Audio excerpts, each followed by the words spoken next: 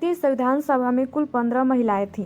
बारी बारी से सभी महिलाओं के बारे में जानेंगे। हंसा मेहता के बारे में इस कहानी में आज बात करेंगे। तो चलिए देखते हैं उनकी क्या कहानी थी और योगदान क्या थे उनके, जिन्होंने सिर्फ एक शब्द बदलकर इन्होंने पूरी दुनिया की महिलाओं को मानवाधिकार के दायरे में ला खड़ा किया।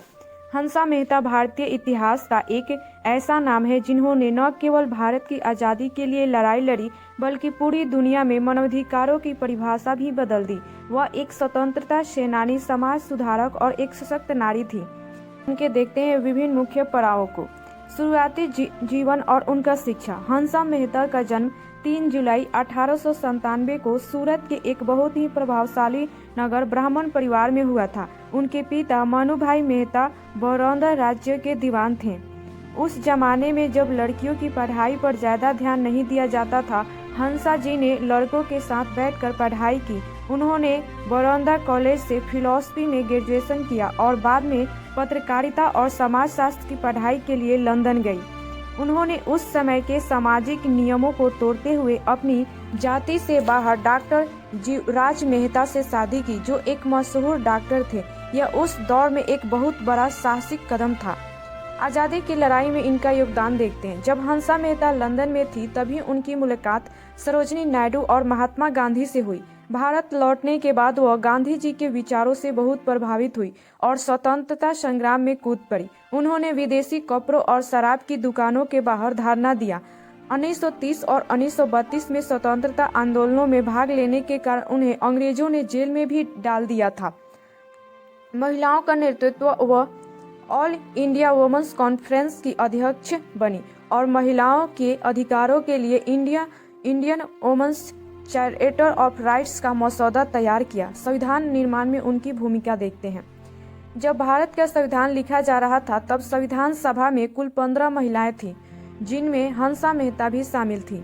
समानता की आवाज उन्होंने संविधान में यूनिफॉर्म सिविल कोड की वकालत की थी। उनका मानना था कि देश में सभी के लिए एक समान कानून होना चाहिए, चाहे वो किसी भी धर्म का हो, ताकि महिलाओं को बराबरी का हक मिल सके। 14 अगस्त 1947 को आधी रात को जब भारत आजाद हुआ तो हंसा मेहता ने ही भारतीय महिलाओं की ओर से संविधान सभा को राष्ट्रीय ध्वज भेंट किया था। यह एक ऐतिहासिक पल था, दुनिया को बदलने वाला एक शब्द।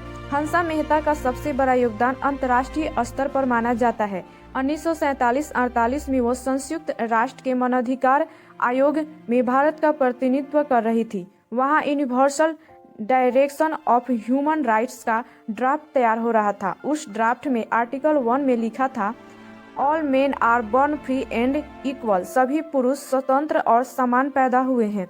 हंसा मेहता ने इसका कड़ा विरोध किया। उन्होंने तर्क दिया कि मेन शब्द का इस्तेमाल करने से महिलाएं इसमें शामिल नहीं होंगी। उनकी जिद और तर्कों के बाद इस लाइन को बदलकर यह किया गया, all human beings are born free and equal, सभी मानव स्वतंत्र और समान पैदा हुए हैं। सिर्फ एक शब्द बदलकर उन्होंने पूरी दुनिया की महिलाओं को मानवाधिकारों के दायरे में ला खड़ा किया। शिक्षा के क्षेत्र में आज़ादी के बाद भी वो रुकी नहीं। हंसा मेहता ने साबित किया कि अगर सही नियत से आवाज उठाई जाए तो एक अकेला इंसान भी वैश्विक इतिहास बदल सकता है। आपकी इसके बारे में क्या राय है? अपनी राय जरूर दें।